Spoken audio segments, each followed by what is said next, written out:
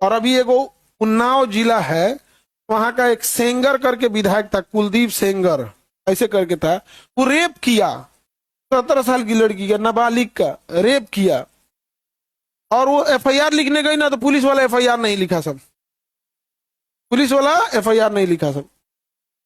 तो विधायक था वो, उन्नाव का विधायक, विधायक के भाई सब जाके लड़की के बाप को इतना मारा सब, इतना मारा सब कि बेचारा अधमरा हो गया।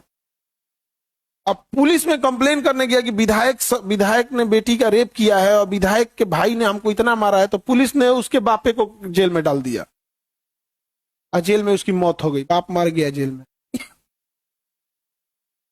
इतना तबाही है। विधायक इतना पावरफुल था कि जब ये गवाही देने जा रही थी ना तो गाड़ी ट्रक चढ़वा दिया गाड़ी पे उसकी, तो बुआ लोग मर गई और ये आईसीयू में एडमिट हो गई, वेंटिलेटर पे 15 दिन थी। इतना झमेला हुआ, लेकिन फिर वो लड़की योगी आदित्यनाथ जी के दरवाजे पे जाके आत्मदाह करने की प्रयास की कि हम मर जाएंगे, उससे अच्छा आपके दुआरिये पे मरे। तब फिर केस हुआ और उसको उम्र कैद की सजा हो, उम्र कैद की सजा हो। आप ताजी बजा रहे हैं, अब सुनिए।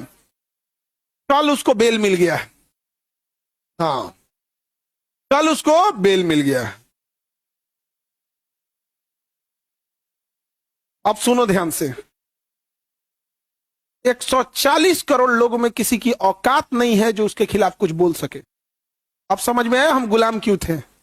सबको दिख रहा है, सामने है। 140 करोड़ हिंदुस्तान में किसी की औकात नहीं। अच्छा, जो बोल रहा है ना वो इस बात के लिए डरा है कि कहीं मेरा यूट्यूब ना डिलीट हो जाए, कहीं हमारे ऊपर एफआईआर ना हो जाए, ये है खौफ। वो बलात्कारी के खिलाफ बोलने में हालत खराब हो जा रही है लोगों की। समझ में आ गया कि नहीं आ गया? रातें जब जब हम लोग खबर पड़े तो न दिमागे झनक गए। 140 करोड़ लोगों की ये हैसियत है, एक बलात्कारी मुंह पे थूक दिया हम लोग, बाप को मारा पुलिस में। उसके बाद पुलिस कहती है हमारी इज्जत क्यों नहीं है। अरे यार, तुम लोगों ने क्या अपना इज्जत की जगह डर बना दिया तुम लोगों। मुस्कुराइए, आप भारत में हैं। अच्छा, लखनऊ के जस्ट बगल में उन्नाव है, लखनऊ और उन्नाव जिला सटा हुआ है और कहा जाता है मुस्कुराइए आप लखनऊ में, मुस्कुराइए। समझ में देश गुलाम कैसे हुआ था? यही है देश के गुलामी का। किस पार्टी का विधायक था? रूलिंग पार्टी के विधायक में ही इतना पावर होता है, विदाउट रूलिंग में तो होगा नहीं सकेगा। बात तुम फिर पार्टी पे लेके चले आए। बात पार्टी का नहीं कि कांग्रेस का है कि बीजेपी का है कि जदयू का है कि आरजेडी का है कि सपा का है। बात यह है कि वो दरिंदा है। पार्टी को छोड़ो, किस पार्टी का है, फिर तो वही हो जाएगी, पॉलिटिक्स वाली बात हो जाएगी, है कि नहीं यहाँ पर? अब बस हम इतना बोलते हैं कि यही चीज दुबई में किया रहता तो आज उसका सर काट दिया गया रहता, दुबई में फांसी दे दिया रहता अब तक। लखनऊ के पास का है, लखनऊ के बगल का, लखनऊ राजधानी। तो हम कहते हैं ना, क्राइम ऐसा नहीं है कि दुनिया में कभी खत्म हुआ है, बट इस तरह से जो खुलेआम अपराधी हैं उनको तो कम से कम सजा दो। अच्छा, ये पिता मर गए, तब हो गया, अब बेचारी का क्या, कैसा लगेगा? और कोर्ट ने क्या कहा है? अच्छा, यही कोर्ट कह रहा है कि अरावली हम बचाएंगे। अरे तुम एगो बलात्कारी को बचा रहा है, उसको जमानत दे दिया, ये दादा हो दादा।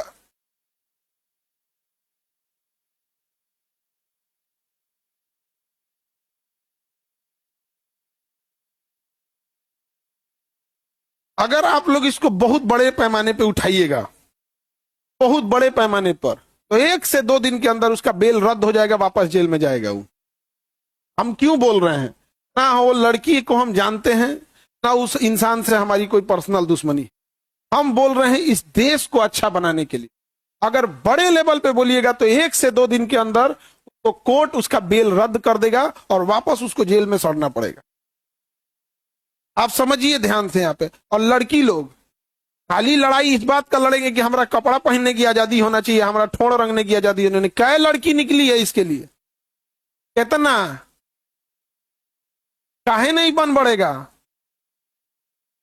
एक को सुने हो अभी तक? हमारा बताना पड़ रहा है लड़की लोग को।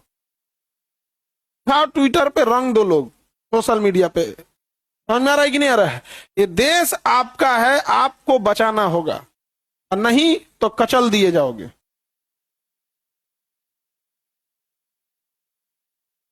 सजा हो गई, सजा के बाद बेल देना कोर्ट का काम है।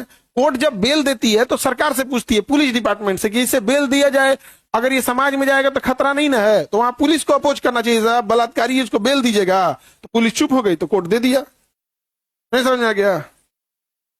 गांधी जी